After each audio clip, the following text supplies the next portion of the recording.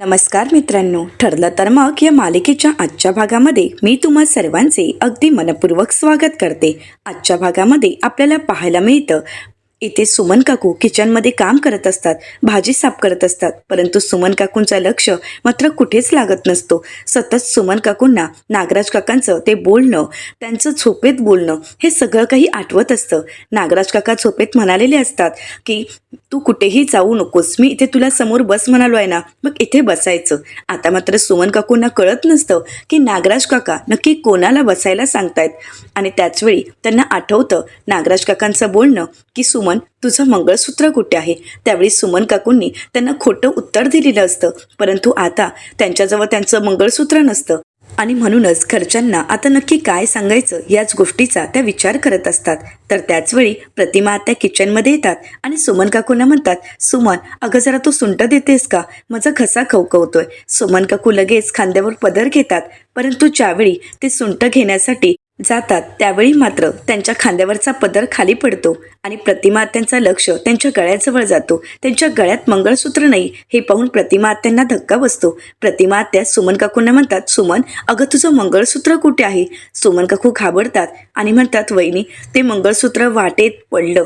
प्रतिमा आत्या म्हणतात, सुमन अगं काय सांगतेस तू, तू हे अगोदर मला का नाही सांगितलं. आणि सुमन मला खरं सांग, ते मंगळसूत्र वाटेत पडलं आहे की कोणी खेचून घेतलं आहे. तर आता मात्र त्याचवेळी सायली त्या ठिकाणी येते आणि म्हणते, काय मंगळसूत्र खेचून घेतलं आहे. सुमन काकू अहो हे किती भयंकर आहे, नक्की काय घडलं होतं. सुमन काकू म्हणतात, मी ज्यावेळी रस्त्याने जात होते त्यावेळी 2-3 गुंड माझ्या समोर आलेत आणि त्यांनी माझं मंगळसूत्र हिसकावून घेतलं. माझ्या सोन्याच्या बांगड्या सुद्धा हिसकावून घेत होत्या, परंतु त्याचवेळी मी तिथून पळ काढला. आता मात्र सायली आणि प्रतिमा आत्यांना हे ऐकल्यानंतर धक्काच बसतो. त्या दोघीही सुमन काकूंकडे पाहू लागतात. तर दुसरीकडे पाहायला मिळतं अस्मिता आणि कल्पनाताई शॉपिंगला गेलेल्या असतात. आता थोडी शॉपिंग तर करून झालेली असते. त्या दोघीही रस्त्याने निघालेले असतात. तर कल्पनाताई अस्मिताला म्हणतात, अस्मिता सावकाश चल, रस्त्यात खूप खड्डे आहेत, उगाच तुला त्रास नको व्हायला. आणि अगं अशा दिवसांमध्ये घरी आराम करायचा, तर तुला शॉपिंगला यायची हौस. तर अस्मिता म्हणते, मम्मा अगं घरी बसून खरंच खूप कंटाळा येतो गं, पण आता बघ ना असं बाळासाठी शॉपिंग केल्यानंतर किती फ्रेश वाटतं आणि खूप छानही वाटतं. मम्मा अगं ते छोटे छोटे क्यूट ड्रेस किती छान वाटतायत ना. तर कल्पनाताई अस्मिताला म्हणतात, अस्मिता तुझ्यातला हा बदल आहे ना तो मला क्यूट वाटतोय. अगं बघ ना, आज तू शॉपिंगला बाहेर पडलीस आणि तेही कोणासाठी, स्वतःसाठी. पण स्वतःसाठी तर काहीच घेतलं नाहीयेस, सगळे कपडे तू बाळासाठीच घेतली आहेस. तर अस्मिता म्हणते, हो ना गं मम्मा, मी माझ्या बाळासाठी कपडे तर घेतलेच आहेत, परंतु ही शॉपिंग करताना माझ्यासोबत सचिन असायला हवा होता, परंतु त्याला वेळ कुठे आहे ना, कारण आजकाल तो घरात नसतोच. आज सुद्धा सकाळी मीटिंग आहे असं सांगून घराबाहेर पडला आहे.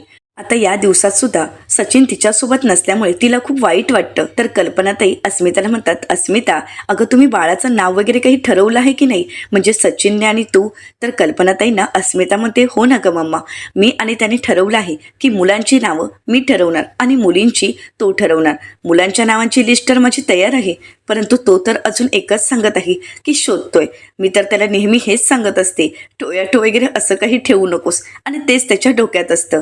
तर कल्पनाताई म्हणतात, बरं एक काम करूयात, आपण घरातील प्रत्येकाला 5-5 नावं सुचवायला सांगूयात आणि त्या 5 नावांमधून आपण एक नाव सिलेक्ट करायचं आहे की जे नाव तुम्हा सगळ्यांनाच आवडेल आणि आपण ते नाव आपल्या बाळाला ठेवणार आहोत. अस्मिता म्हणते, हो ना गं मम्मा, हे तर खरंच खूप छान आहे. कल्पनाताई म्हणतात, बरं आता आपल्या गप्पा बस झाल्यात. अस्मिता अगं तुझ्यासाठी सुद्धा काहीतरी कपडे घेऊयात ना, कारण आता हे सगळे कपडे तुला घट्ट व्हायला लागले आहेत. अस्मिता म्हणते, हो मम्मा आपण घेऊयात, पुढे एक मस्त नवीन ब्युटीक ओपन झाला आहे, तिथे आपण घेऊयात. परंतु मम्मा थोडं 2 मिनटं थांबूयात का, मला खरंच खूप दम लागला आहे. कल्पनाताई म्हणतात, अस्मिता तू अगोदर पाणी पिऊन घे. असं म्हणत कल्पनाताई अस्मिताला पाणी देतात. तर त्याच रस्त्याच्या पलीकडे सचिन आणि साक्षी उभे असतात. आता सचिनच्या हातात साक्षीचा हात असतो आणि दोघेही गप्पा मारत असतात. अर्जुनने एवढं सांगूनही आणि एवढी चेतावणी देऊनही शेवटी सचिन साक्षीला भेटायला गेलेला असतो. तर दुसरीकडे पाहायला मिळतं नागराज काका महिपत शिकरेंवर पहारा देण्यासाठी आलेले असतात आणि महिपत शिकरेंची ती अवस्था पाहून म्हणतात, काय हे महिपत शेठ, अरे एकेकाळी काय तो तुझा रुबाब होता, काय तो तुझा धाक होता. घेतली बंदूक घातली गोळी, घेतला चाकू खुपसला पोटात, वाजवला गेम, हेच चालू असायचं ना. पण आता कोणाचा गेम वाजवलाय, महिपत शिकरे स्वतः तुझा गेम झाला आहे. अरे बघ ना, त्यावेळीचा तो रुबाब आणि आता अंगावरचे कपडे एवढे मळलेले आहेत ना, आणि कधीपासून हा कुर्ता तुझ्या अंगावर आहे, साधे कपडेही बदलायला तुला मिळाले नाही आहेत. कारण हात बांधलेले, पाय बांधलेले, काहीच करू शकणार नाही. आणि आंघोळ कधी झाली होती रे? केव्हा, किती दिवसांपूर्वी झाली होती. आता तर तुझ्या अंगाला पाणीही नाहीये. खरं तर तुझ्यापेक्षा तो जेलमधला कैदी तरी बरा. तर महिपत शिकरे म्हणतात, बरोबर बोललात नागराज शेठ, मी कैदी नाहीच आहे. तर महिपत शिकरेंना नागराज काका म्हणतात, हो ना, तू तर माझा कैदी आहेस आणि जो कधीही सुटू शकत नाही. नागराज काकांना महिपत शिकरे प्रत्युत्तर देत म्हणतात, सुटणार, मी इथून सुटणार. अरे तू इथे आहेस माझ्यावर, पण तू किंवा तुझी ती चिचुंद्री 24 तास माझ्यावर पहारा नाही देऊ शकत ना. मग तुम्ही जर दोघेही माझ्यावर पहारा देऊ शकत नाही आणि इथे आणल्यापासून ती चिचुंद्री सुद्धा मला भेटायला आलेली नाही, त्यामुळे तुम्हा दोघांसमोर मी निसटू शकतो, तर तुझ्यासमोर मी केव्हाही इथून निसटू शकतो. त्यामुळे ह्या भ्रमात राहू नकोस की हा महिपत शिकरे तुझ्या तावडीत आहे. तर आता नागराज काका म्हणतात, तुला काय वाटलं रे, 24 तास पहारा देण्यासाठी मी इथे नसणार आहे, चिचुंद्री इथे नसणार म्हणून तू एकटा असशील का? अरे तसं कधीही घडणार नाही, कारण तुझ्यावर 24 तास पहारा ठेवण्यासाठी बाहेर माणसं उभी आहेत. त्यामुळे तुझी सुटका इथून होणार नाही. तू कितीही स्वप्न बघितलीस आणि कितीही मोठमोठ्याने बडबडण्याचा प्रयत्न केलास, धमक्या देण्याचा प्रयत्न केलास, तरी तू आता नागराजच्या तावडीतून सुटणार नाही. तर दुसरीकडे पाहायला मिळतं, सुमन काकूंचं मंगळसूत्र चोरांनी हिसकावून घेतलं आहे. हे ज्यावेळी रविराज सरांना कळतं त्यावेळी त्यांनाही धक्का बसतो. रविराज सर सुमन काकूंना म्हणतात, सुमन तू हे काय बोलतेस? तुझं मंगळसूत्र काही चोरांनी हिसकावून घेतलं आहे? सुमन, अगं तुझं मंगळसूत्र चोरांनी खेचलं आणि तू आम्हाला सांगितलंही नाहीस. अगं तू का गप्प राहिलीस? तर आता अर्जुन म्हणतो, आजकालच्या अशा केसेस भरपूर वाढू लागल्या आहेत. सुमन काकू चल आपण पोलीस स्टेशनला जाऊ आणि लगेच रितसर कंप्लेंट करू. सुमन काकू म्हणतात, नाही नाही, मी कंप्लेंट नाही करू शकत, कारण जर पोलिसांजवळ आपण कंप्लेंट केली तर पोलीस मला विचारतील की तुम्ही त्या रस्त्याने का गेला होता, आणि त्या प्रश्नाचं उत्तर मी नाही देऊ शकत. तर रविराज सर म्हणतात, म्हणजे सुमन नक्की तू कुठे गेली होतीस आणि नक्की तुला काय सांगायचं आहे? तर सुमन काकू घडलेला सर्व प्रकार सांगतात. नागराज काकांच्या मागावर गेलेले असताना काही गुंड त्यांचं मंगळसूत्र खेचतात आणि हे ऐकल्यानंतर सर्वच जण घाबरून जातात. रविराज सर म्हणतात, सुमन अगं तुला काय गरज होती, एवढा मोठा स्टंट का केलायस तू, आणि तू नागराजच्या मागावर का गेली होतीस, कोणी सांगितलं तुला हे? आता सायली अर्जुन एकमेकांकडे पाहतात. तर अर्जुन सुमन काकूंना म्हणतो, काकू अगं एवढा तुका पत्करायची काहीच गरज नव्हती. सायली म्हणते, हो ना सुमन काकू. अहो सुमन काकू, लक्ष ठेवणं वेगळं आणि मागावर जाणं वेगळं. अहो आज जर तुमच्या जीवाला जर काही झालं असतं तर त्या गुंडाने तुम्हाला धोका पोहोचवला असता तर. नाही सुमन काकू, यापुढे तुम्ही असं काहीही करणार नाही आहात. तुम्ही मला वचन द्या बरं की तुम्ही एकट्या कुठेही जाणार नाही. आता सायली सुमन काकूंकडून वचन घेते आणि म्हणते, सुमन काकू प्लीज तुम्ही यापुढे असं काहीही करणार नाही आहात आणि कुठेही एकट्या जाणार नाहीत. तर सुमन काकूने सुद्धा सायलीला वचन दिलेलं असतं की मी कुठेही एकटी जाणार नाही. आता मात्र सर्वच जण सुमन काकूंना समजावतात आणि त्यांना धीरही देत असतात. प्रतिमा त्यांना हे सगळं ऐकून खूप वाईट वाटत असतं. तर दुसरीकडे पाहायला मिळतं, कल्पनाताई अस्मिताला म्हणतात, अस्मिता अगं तुला एवढं थकायला झालंय, तुला त्रास होत आहे, तर आपण आता डायरेक्ट घरीच जाऊयात का, आणि घरी जाऊनच तुझी शॉपिंग आपण ऑनलाईन करूयात का? तर अस्मिता म्हणते, नाही ग मम्मा, नंतर राहिलं ना की तसंच राहतं आणि मग मला कंटाळा येतो. आपण एक काम करूयात, मला आता बरं वाटतंय, आपण जाऊयात. तर आता अस्मिता कल्पनाताईंकडे पाण्याची बॉटल देते आणि पटकन पुढे जाण्यासाठी वळते. परंतु त्याचवेळी अस्मिताचा लक्ष रस्त्याच्या पलीकडे सचिनच्या मुलीसोबत उभा असतो त्याकडे जातो. अस्मिता पाहते सचिनच्या हातात कुठल्या तरी मुलीचा हात आहे. ते दोघंही गप्पा मारत आहेत आणि त्यानंतर सचिनने नकळतच त्या मुलीला मिठीत घेतलेलं असतं. आता अस्मिता मोठ्यानेच म्हणते, सचिन. कल्पनाताई म्हणतात, अस्मिता गं काय झालंय? तर अस्मिता म्हणते, मम्मा अगं सचिन. आणि त्यावेळी सचिन त्या मुलीला म्हणजे साक्षीला किस करत असतो. आता हे सगळं काही इथे अस्मिता आणि कल्पनाताईंनी पाहिलेलं असतं. अस्मिता मात्र पूर्णपणे हादरून जाते. ती पूर्णपणे घाबरून गेलेली असते आणि ती तिथेच कोसळते. कल्पनाताई तिला सावरतात आणि म्हणतात, अस्मिता तू गाडीत बस, अगोदर आपण घरी जाऊयात. परंतु अस्मिताला ते सगळं काही पाहून खूप त्रास होत असतो. कल्पनाताई अस्मिताला गाडीत बसवत असतात. तर इकडे साक्षीसुद्धा आता सचिनला बाय करून निघून गेलेली असते. हे सगळं काही कल्पनाताई आणि अस्मिताने पाहिलेलं असतं. आता सचिन साक्षी गेल्यानंतर तिथून निघून जात असतो आणि त्याच वेळी सचिनचा लक्ष अस्मिता आणि कल्पनाताईंकडे जातो. सचिनच्या लक्षात येतं की आपल्याला अस्मिताने पाहिलं आहे आणि कल्पनाताईंनीही. त्यामुळे मात्र सचिन पूर्णपणे घाबरून गेलेला असतो. आता कल्पनाताई रागाने सचिनकडे पाहतात आणि त्यानंतर गाडीत बसून त्या दोघेही निघालेले असतात. इकडे सचिन मुद्दामहून मोठमोठ्याने अस्मिताला आवाज देऊ लागतो, परंतु अस्मिता काही गाडी थांबवत नाही, ती तिथून निघून जाते. सचिन पूर्णपणे घाबरून गेलेला असतो. इकडे तर साक्षी सुद्धा निघून गेलेली असते आणि इकडे अस्मिता सुद्धा. आता मात्र त्याला काय करावं काहीच कळत नसतं. त्याला चांगलाच घाम फुटलेला असतो. तर दुसरीकडे कल्पनाताई अस्मिताला सावरत असतात. त्या अस्मिताला म्हणतात, अस्मिता स्वतःला सावर, आपण आधी घरी जाऊयात. तुझ्या बाळाला त्रास होईल अस्मिता, तू स्वतःला असा त्रास करून नको घेऊस. परंतु स्वतःच्या नवऱ्याला अशा परक्या मुलीसोबत पाहिल्यानंतर अस्मिताला खूप त्रास होत असतो. तिने तर सचिनवर अगदी मनापासून प्रेम केलेलं असतं. आतापर्यंत सचिनचं सगळ्यांना फसवणं अस्मिताच्या हळूहळू लक्षात येऊ लागलेलं असतं. तर दुसरीकडे आता अर्जुन आणि सायली इथे प्रतिमा आत्यांच्या घरी असतात. कल्पनाताई खूप घाबरून गेलेल्या असतात. कल्पनाताई लगेच अर्जुनला फोन करतात. अर्जुन म्हणतो, बोल ना मम्मा, काय झालंय? तर कल्पनाताई म्हणतात, अर्जुन, मी आणि अस्मिता मार्केटमध्ये गेलो होतो आणि त्यावेळी अस्मिताला त्रास होऊ लागला. आम्ही घरीच येत आहोत, तू आणि सायली पटकन घरी या. अर्जुन म्हणतो, काय? अस्मिताईला काय होतंय? नक्की काय झालंय मम्मा? कल्पनाताई म्हणतात, अर्जुन तुम्ही घरी या, नंतर मी सर्वच काही सांगेन. असं म्हणत कल्पनाताई फोन ठेवतात. त्या खूप घाबरलेल्या असतात आणि म्हणूनच अर्जुनला आता अस्मिताची काळजी वाटत असते. सायली अर्जुनला विचारते, काय झाले अस्मिताताईंना? अर्जुन म्हणतो, काहीच माहीत नाही, परंतु आता लगेच आपल्याला घरी जावं लागेल. प्रतिमा आत्या विचारतात, आम्ही येऊ का? तर अर्जुन म्हणतो, सध्या तरी नको, काही वाटलं तर आम्ही नक्कीच तुम्हाला फोन करू. असं म्हणत सायली अर्जुन आता घाईघाईने घरी जाण्यासाठी निघतात. सर्वांनाच अस्मिताची खूप काळजी वाटत असते. तर आता महिपत शिकरे नागराज काकांना म्हणतात, तू कशाला खोटं बोलतोयस रे नाग्या?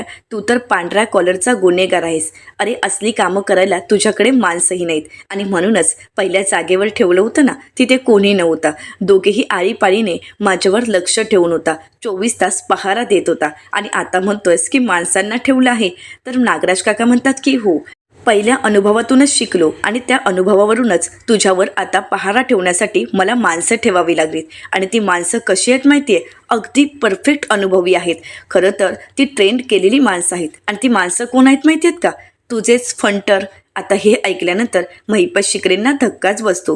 नागराज काका म्हणतात, हो, तुझ्या फंटरना मी असं सांगितलं की महिपत शेठची ऑर्डर आहे, त्यांनी या गॅरेजमध्ये कोणाला तरी डांबून ठेवलं आहे आणि त्यांनी सांगितलं आहे की काहीही झालं तरी त्या माणसाला या गॅरेजच्या बाहेर पळू द्यायचं नाही.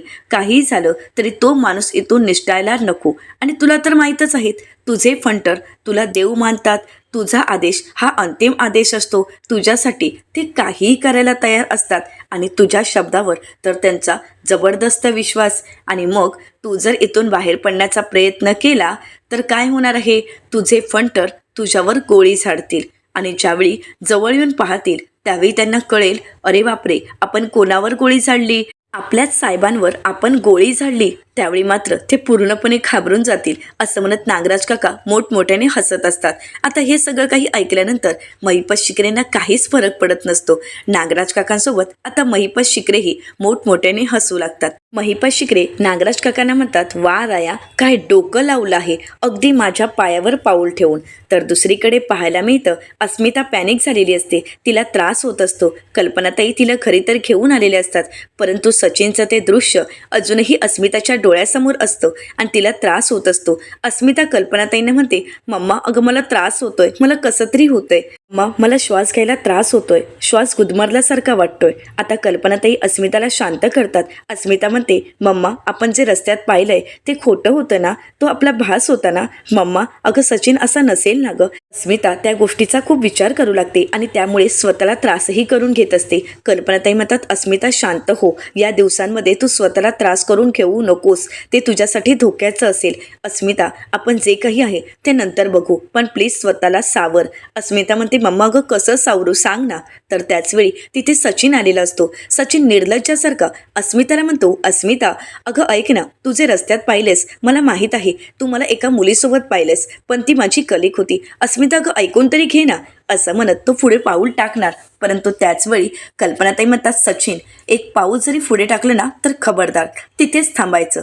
आज जे काही आम्ही रस्त्यात पाहिलंय ते खरं होतं ना? सचिन, अरे तू एका मुलीसोबत सचिन, अरे मी तुला काय समजले होते आणि तू काय निघालास? अरे लाज वाटते तुला की आत्तापर्यंत मी तुझ्यावर विश्वास ठेवला.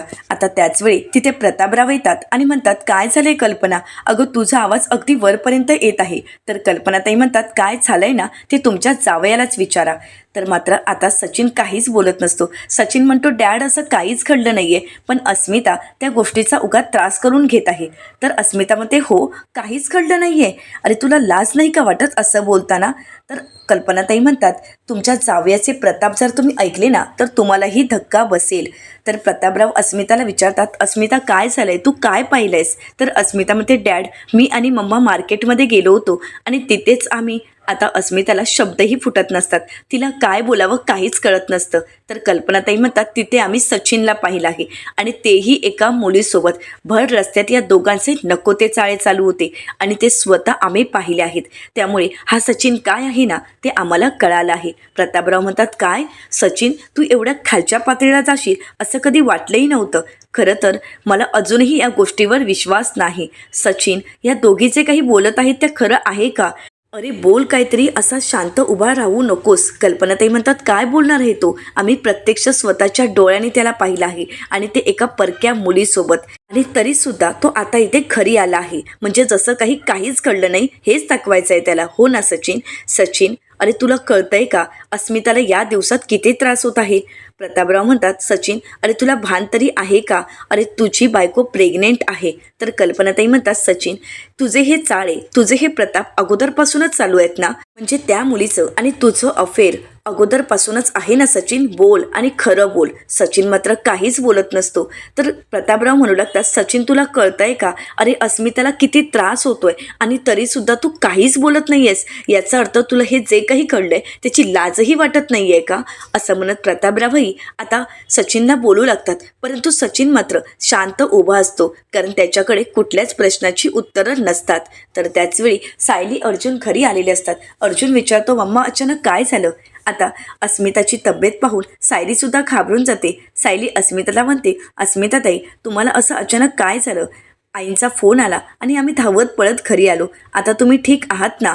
परंतु सचिन तिथे शांत उभा असतो आणि अर्जुन रागाने सचिनकडे पाहत असतो. तर इकडे अस्मिता सायलीला म्हणते, हो आता मी बरी आहे, तू काळजी करू नकोस. सायली म्हणते, पण अस्मिताताई नक्की काय घडलं की ज्यामुळे तुम्हाला इतका त्रास झाला आहे? आता प्रतापराव, कल्पनाताई, अस्मिता सर्व शांत असतात. सायली त्यांच्याकडे पाहते आणि म्हणते, आई नक्की काय झालंय? तुमचे चेहरे असं का दिसतायत? काय झाले आई, सांगा ना. आता सचिन बोलण्याचा प्रयत्न करतो, तो खोटं सांगण्याचा प्रयत्न करत असतो. कल्पनाताई म्हणतात, बस, सुभेदाराच्या घरात खोट्याला थारा नाही. अरे किती विश्वासाने आमची मुलगी तुझ्या हातात सोपवली होती, परंतु आज पश्चाताप होतो आहे की आमच्या मुलीचं लग्न आम्ही तुझ्यासोबत लावून दिलं. आम्ही तुझ्यावर विश्वास ठेवला, या गोष्टीचा आम्हाला पश्चाताप होत आहे. खरंच आम्ही चुकलो, तुझ्यासारख्या माणसावर विश्वास ठेवला. आज तू दाखवून दिलेस सचिन की आमचा निर्णय किती चुकीचा होता ते. तर आता मात्र सायलीला काहीच कळत नसतं. सायली कल्पनाताईंना विचारते, नेमकं काय घडले आई आणि काय केलंय सचिन भाऊजीने की तुम्ही त्यांच्यावर एवढ्याच चिडत आहात? तर कल्पनाताई रागाने सचिनकडे पाहतात आणि म्हणतात, रेभिचार केला आहे त्याने. स्वतःची बायको घरी असताना आणि ती प्रेग्नेंट असताना एका परक्या मुलीसोबत भर रस्त्यात तिला मिठ्या काय मारतोय. आणि असं म्हणत कल्पनाताई म्हणतात, मला लाज वाटते पुढचं सांगायलाही. खरं तर मला लाज वाटते की हा माणूस या घरचा जावई आहे. आता मात्र कल्पनाताईंच्या तोंडून सत्य ऐकल्यानंतर अर्जुनला एवढा राग आलेला असतो की रागानेच तो सचिनकडे पाहत असतो. सचिन मात्र पूर्णपणे घाबरून गेलेला असतो. तर अस्मिता म्हणू लागते, मम्मा अगं आपण मार्केटमध्ये जाताना किती खुश होतो ना.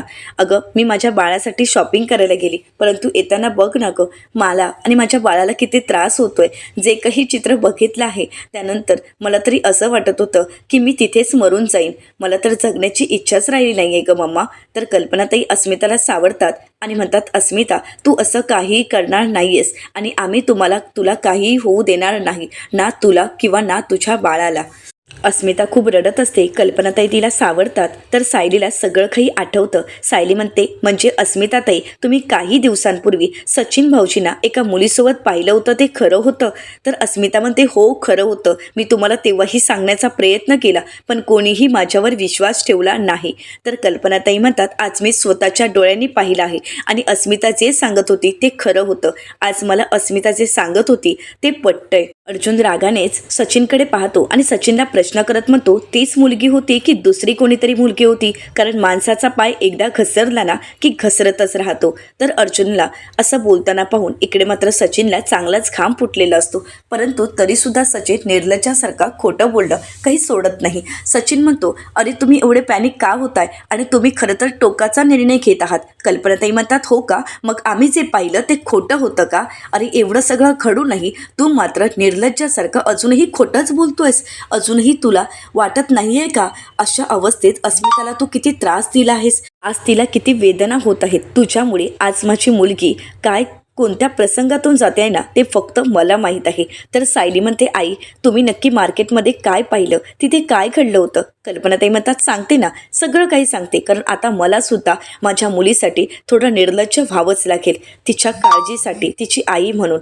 आता घडलेला सर्व प्रकार कल्पनाताई घरच्यांना सांगू लागतात. कल्पनाताई म्हणतात, मी आणि अस्मिता शॉपिंगसाठी बाहेर गेलो होतो. मार्केटमधून निघताना आम्ही सचिनला पाहिलं. खरं तर अस्मिताने पाहिलं, तो एका मुलीला मिठी मारत होता आणि त्यानंतर त्याने त्या मुलीला किसही केली. आता ती किस करताना, तिला मिठी मारताना आम्ही त्याला प्रत्यक्ष पाहिलं आहे. जे काही घडलं ते खरंच खूप भयंकर होतं. परंतु तरीसुद्धा याला मात्र खरंच काही फरक पडत नाहीये. तर अस्मिता म्हणू लागते, मीटिंगसाठी बाहेर निघालेला माझा नवरा आज मार्केटमध्ये एका त्याच्या गर्लफ्रेंडसोबत रेड हँडेड पकडला जातोय. वा, काही नशीब काढले माझ्या बाळाने. त्याचा बाबा त्याच्या आईवर प्रेम न करता एका परक्या मुलीवर प्रेम करतोय. त्याच्यावर प्रेम न करता एका परक्या मुलीवर प्रेम करतोय. त्याला वेळ न देता एका परक्या मुलीला वेळ देतोय. स्वतःच्या गर्लफ्रेंडसोबत भर रस्त्यात नको ते चाळे करतोय. तर आता सायली म्हणू लागते, अस्मिताताई प्लीज असं नका ना बोलू. तर अस्मिता सायलीला म्हणते, का नको असं बोलू? बाळालाही कळून देत की त्याचा बाप काय लायकीचा आहे. तर प्रतापराव म्हणू लागतात, अरे सचिन तुला कळतंय का? तुझी बायको प्रेग्नेंट आहे, ती गरोदर आहे आणि अशा अवस्थेत तू हे काय करतोयस? अरे असं कुठल्याही मुलीसोबत घडू नये. खरंच आज जे घडलंय ते खरंच खूप चुकीचं आहे. आता अस्मिता सचिनच्या समोर येऊन उभी राहते आणि सचिनला म्हणते, बोल, मी ब्युटिफुल नाही आहे का? आता मात्र सचिन खाली मान घालतो. तर अस्मिता म्हणू लागते, माझ्या नजरेला नजर देऊन बोल, मी ब्युटिफुल नाही आहे का? आणि मी तुला आवडत नाही आहे का? आणि मी तुझ्यावर प्रेम नाही का केलं रे? बोल ना. अरे जीवापाड प्रेम केलं. तू कॅनडाला गेलास आणि मी मात्र इथे थांबले. का? तर तुझं करिअर घडावं, तुझ्या आठवणींमध्ये चुरत राहिले, तुझ्या येण्याची वाट पाहत राहिले. आणि आज तर तू परक्या मुलीसोबत. अस्मिताला खूप त्रास होत असतो. तर येणाऱ्या पुढील भागामध्ये सायली अस्मिताला पाणी देत असते. तर अस्मिता म्हणते, त्यापेक्षा मला विष आणून दे ना, म्हणजे सचिन दुसऱ्या मुलीला, त्याच्या गर्लफ्रेंडला भेटायला जायला मोकळा. तर सचिन म्हणतो, अस्मिता प्लीज असं काहीही बोलू नकोस, ती फक्त माझी कलिक होती. तर अस्मिता म्हणते, हो का? आता मात्र अर्जुन सचिनच्या कानाखाली मारतो आणि म्हणतो, माणूस एकदा चुकला ना की परत चुकतो. पाय घसरला की घसरणारच. माणसाने एकदा चूक केली तरी तो ती चूक परत परत करत राहणार, कारण तो तुझ्यासारखा निर्लज्ज माणूस असेल तरच. तर आता अर्जुन घडलेला खरा प्रकार सांगत म्हणतो, या अगोदर सुद्धा मी सचिनला एका रेस्टॉरंटमध्ये एका मुलीला किस करताना पाहिलं होतं. तर कल्पनाताई म्हणतात, अर्जुन तुला हे सगळं माहीत असूनही तू शांत राहिलास. आता मात्र अर्जुन पुन्हा एकदा सचिनला मारणार. तर त्याचवेळी पूर्णाजी त्या ठिकाणी आलेल्या असतात. आता पूर्णाजी येता क्षणी नक्की सचिनच्या बाबतीत काय न्यायनिवाडा करतील हे पाहणं अतिशय रंजक ठरणार आहे. मित्रांनो, अशाच मालिकांचे नवनवीन अपडेट पाहण्यासाठी चॅनलला नक्कीच सबस्क्राईब करा. आणि आजचा हा व्हिडिओ आवडला असेल तर व्हिडिओला लाईक करायलाही विसरू नका. व्हिडिओ पाहिल्याबद्दल तुम्हा सर्वांचे अगदी मनपूर्वक धन्यवाद.